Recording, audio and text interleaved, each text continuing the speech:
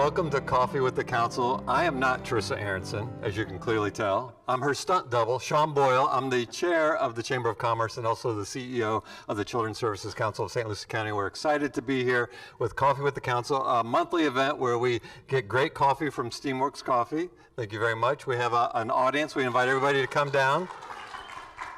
And you can tell there's an audience because you can hear the applause. And we have the opportunity to speak to a council person from the city of Port St. Lucie. And we're excited today because with me is, do I say councilman, right? Councilman David Pickett.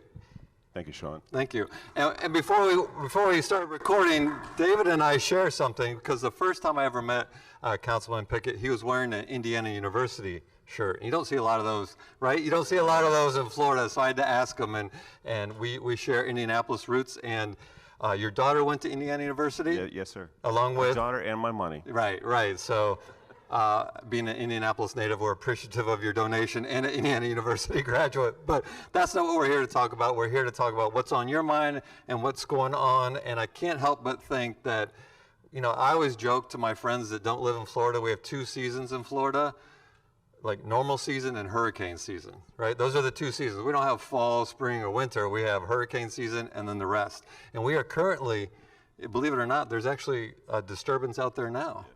And so you wanted to talk about, or we want to talk about making sure that everybody's prepared for hurricane season. That's right. I want to start this morning off. My background in, I went to school for emergency management. So anytime there's a storm or a natural disaster, that's something that I'm a geek for, that kind of stuff.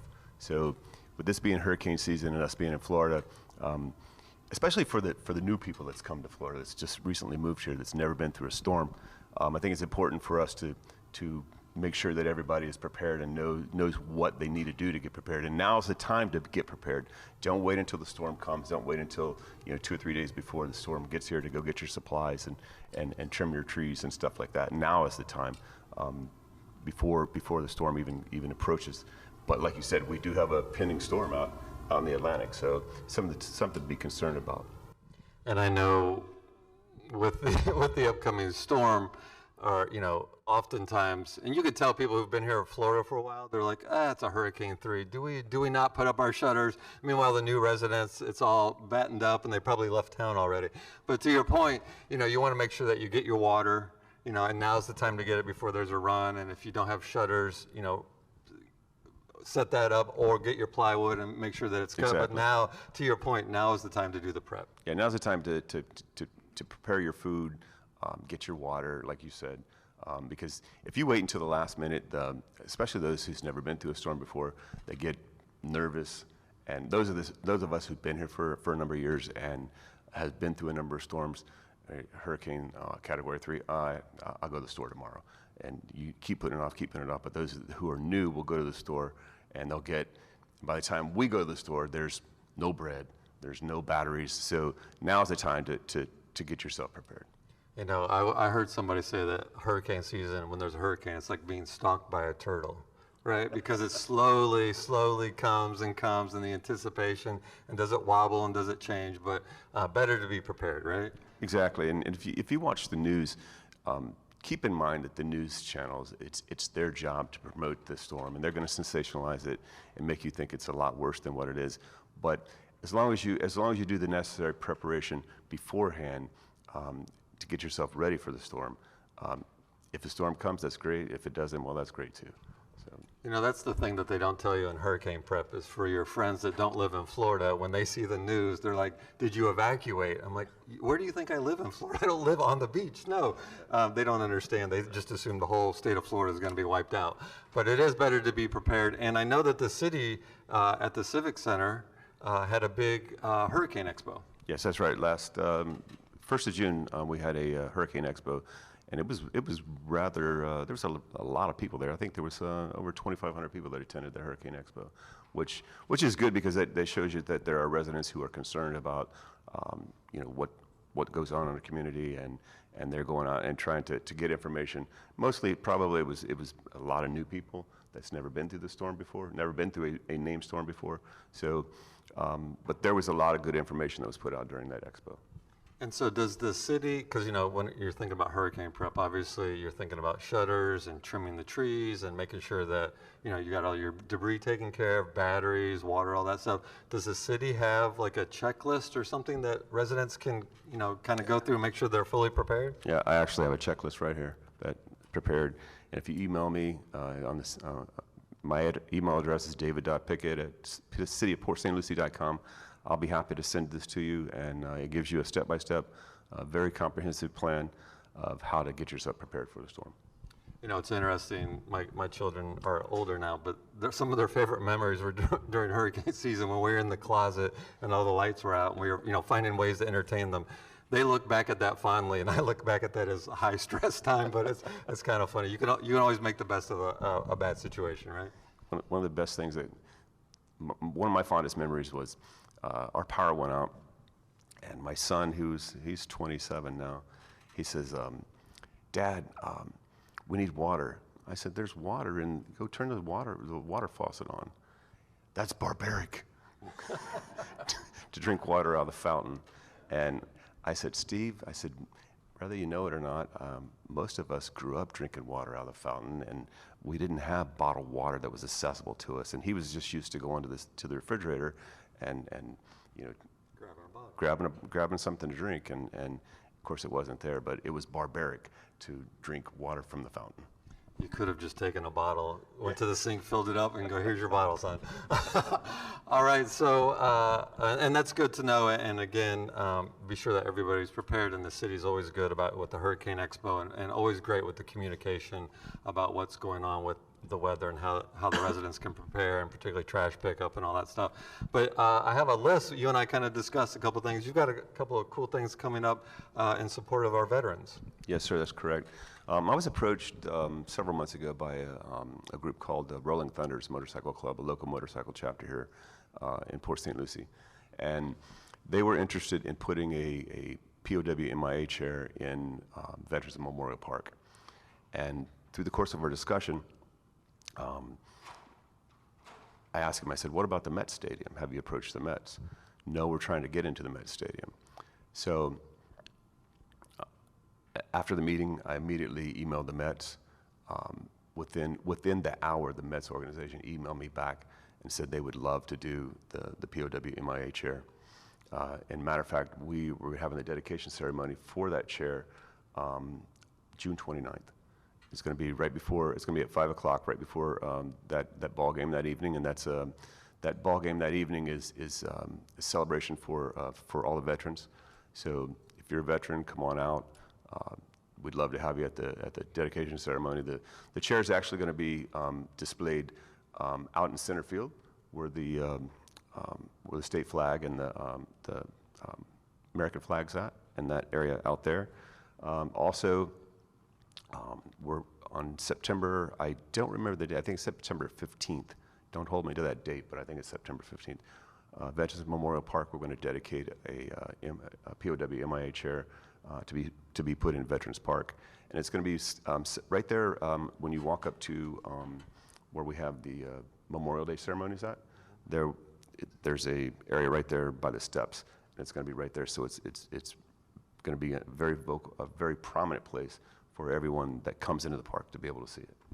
And when you say a chair, is it physically a chair? Yes, sir. That's just yes, sir. dedicated? Granite chair. That's very nice. And it's got the POW MIA symbol that's etched on it, and there's going to be a plaque that goes there. But it's just something to bring awareness of POWs and MIAs, soldiers that are still missing.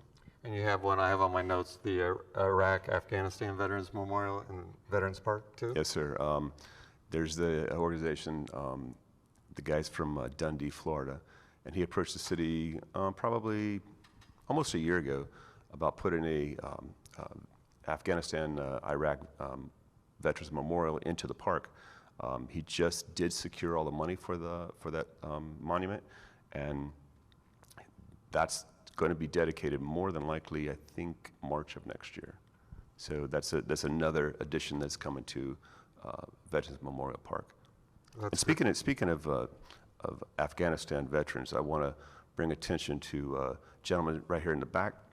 Him and I served in Afghanistan together, Jack Stiegelman.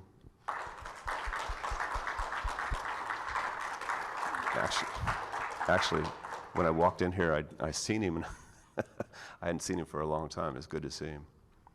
That's great. Welcome. Well, I'm excited that you're doing that, and that's a great tribute, and appreciate you making, kind of making some calls and making that happen.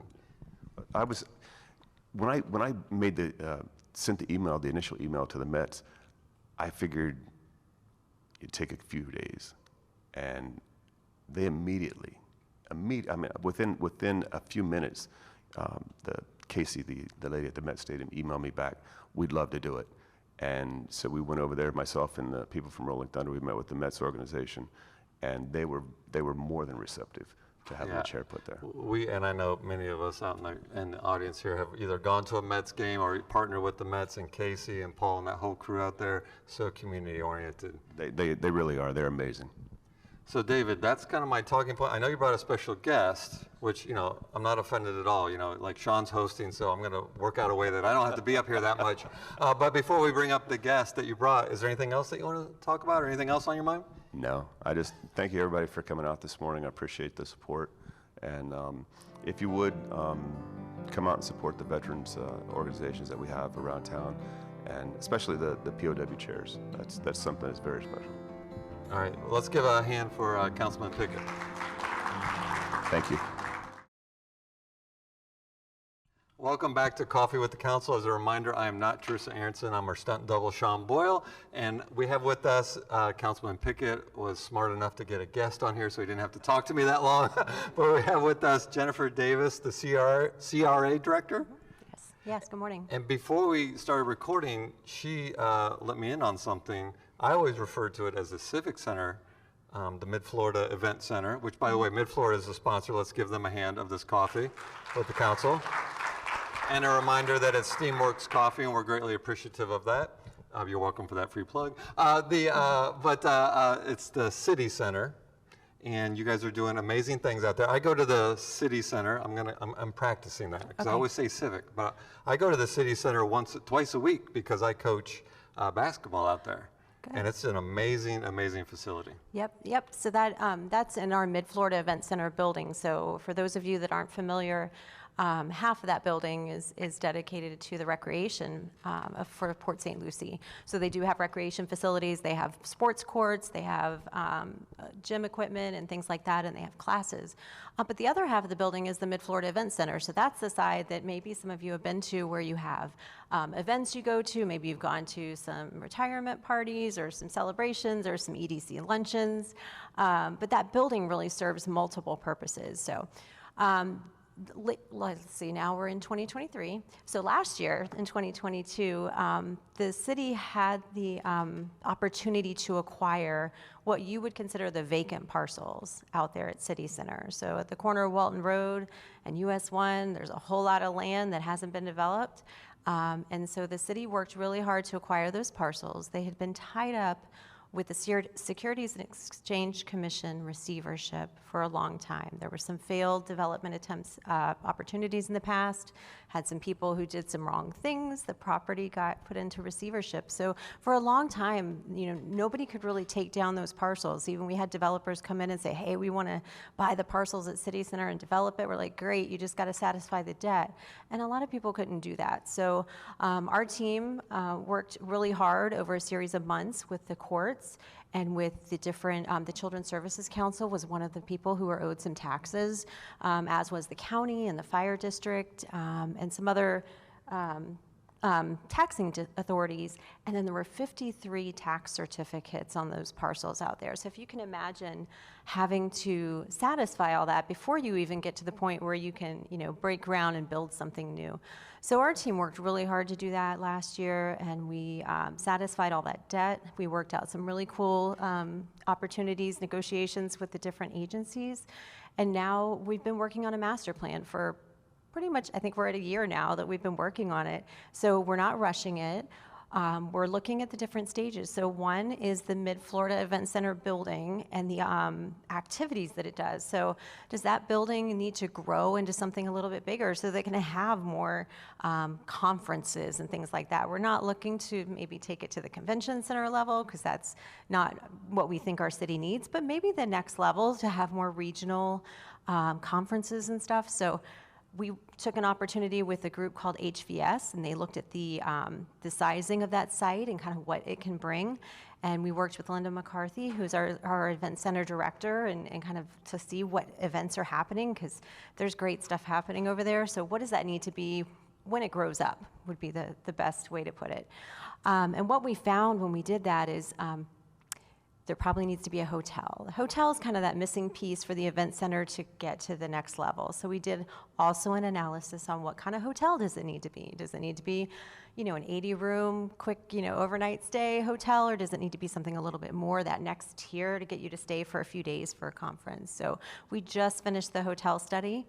And all the while, we've had Treasure Coast Regional Planning Council doing analysis and the planning and design of it. We had a group called PFM who's doing our financial analysis because there is still underlying debt on the parcel. Even though we satisfied all the outstanding debt, we have underlying assessments on the parcel. So we need to understand from an owner what it's going to take to sell those parcels or carry those parcels if we want to keep them. But all that being said, we have had multiple opportunities for public engagement. We had stakeholder interviews last year. We had focus groups. We've had public meetings. And even, I know this will be recorded and shown probably later in the week, but tonight at 6 p.m. at Mid-Florida Event Center, we do have another public meeting that will be bringing out design options to share with the public. And I can give you a sneak preview for those that are here.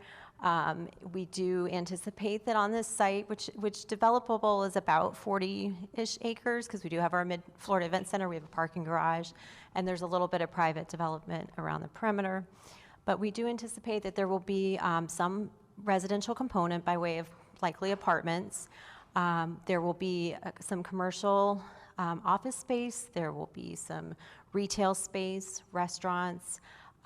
We have looked at different options to relocate and kind of reposition and reimagine the stage that's there. So maybe pulling it out of the center and putting it into a better location where we can grow events at that stage. And then we've just looked at kind of, where that hotel would fit best, or maybe even 2 hotels on the site over time. So it's really exciting to see what the opportunities are. I encourage those that are here to come out. I think Councilman Pickett has it on his calendar to come out tonight.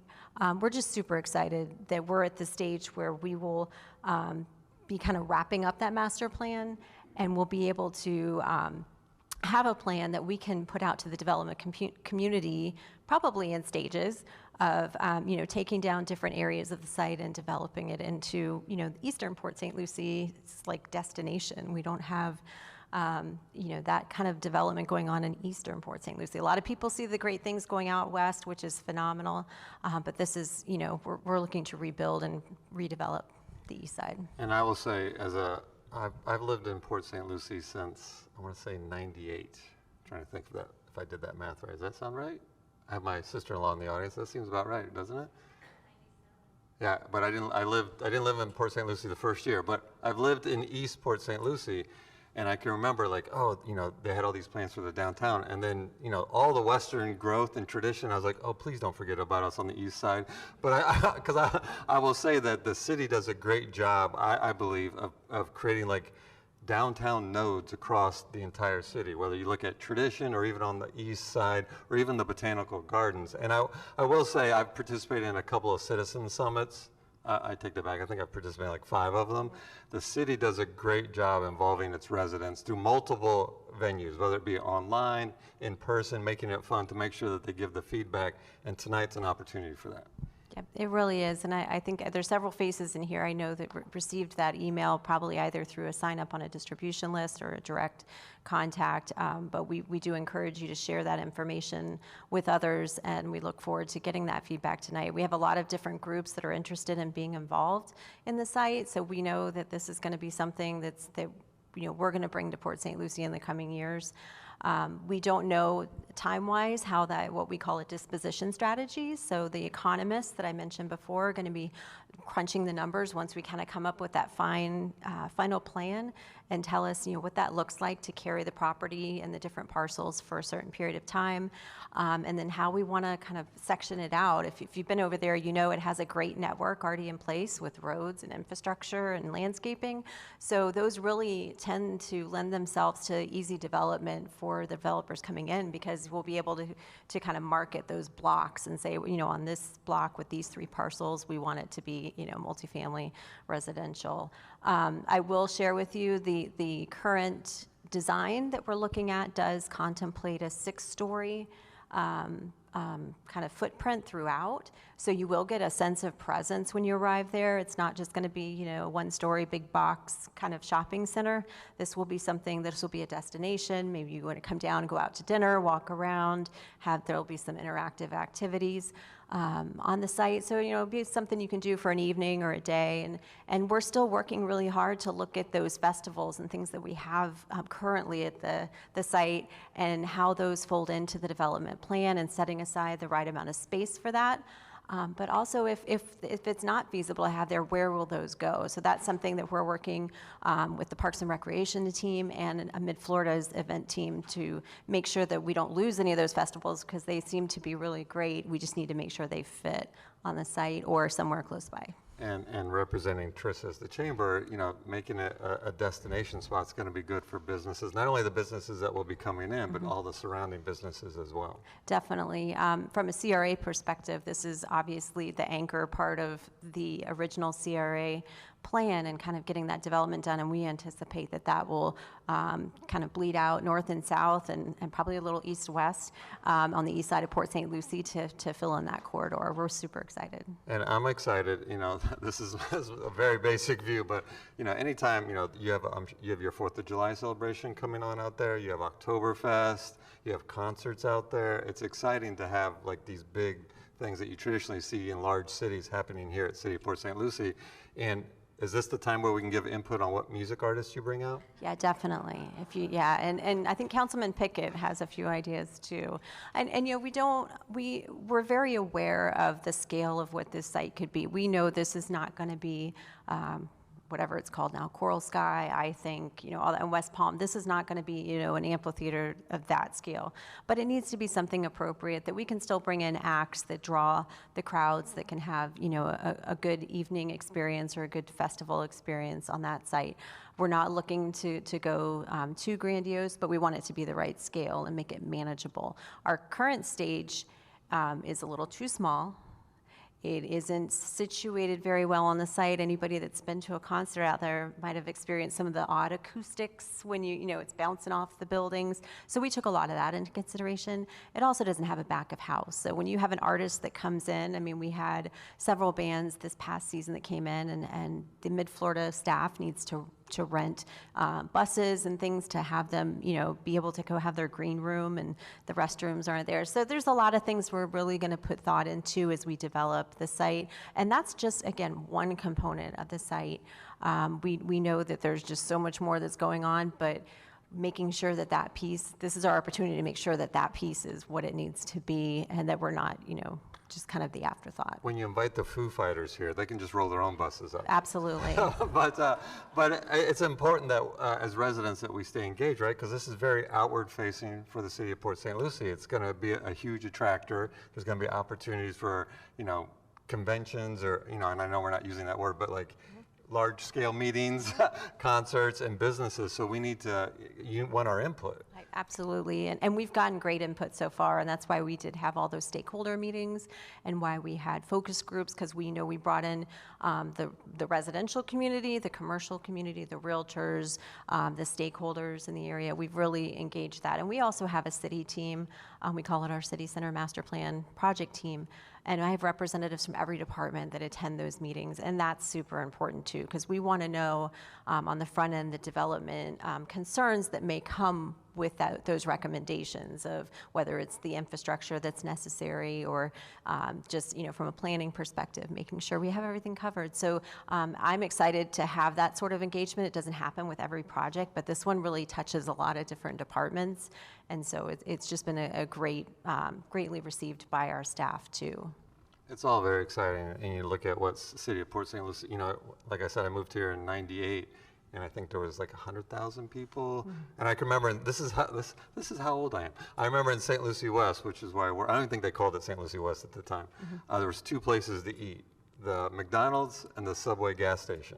Oof. And now, so the City of Port St. Lucie is obviously growing, and you're keeping up with the residents and making sure that there's opportunity for both businesses and personal entertainment as well. Yep.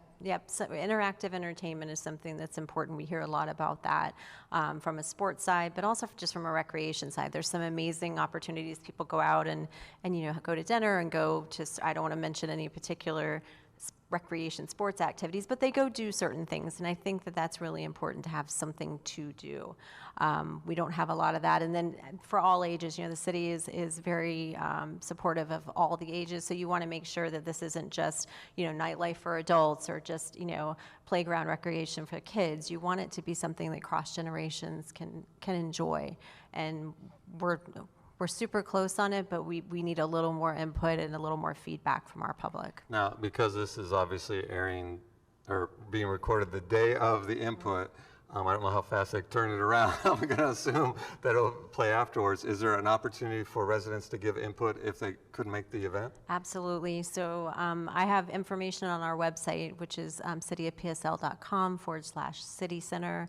You can always email me directly at jdavis@cityofpsl.com.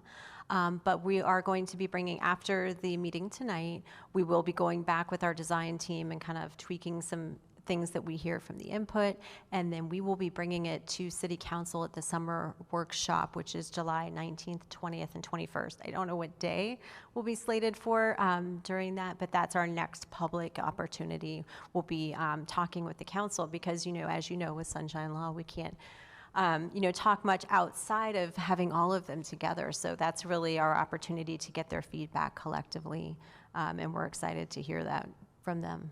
Well, I would encourage everybody to go to the website and or email Jennifer directly to give your input. And it's just, we appreciate the city developing that, obviously, and continuing to develop it. And I know that there was some issues with it. And, just to clarify, our settlement at the Children's Services Council, we just asked you to play our videos for a couple of years so that we could let people know about what resource. I was the easiest negotiation possible. You were so awesome. I mean, it was really, they said, if you could play some of our commercials on your TV 20 and on your We just want people to know about resources, and we're always proud to partner with the City of Port St. Lucie. That was great.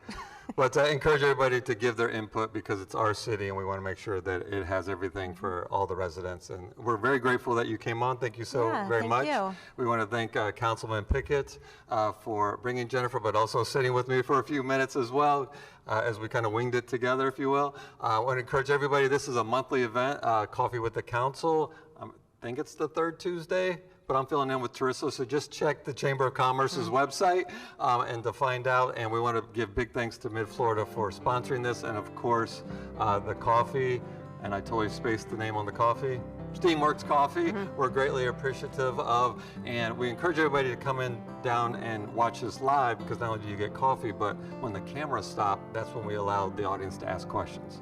So that's your incentive to join us. Thank you so very much for tuning in.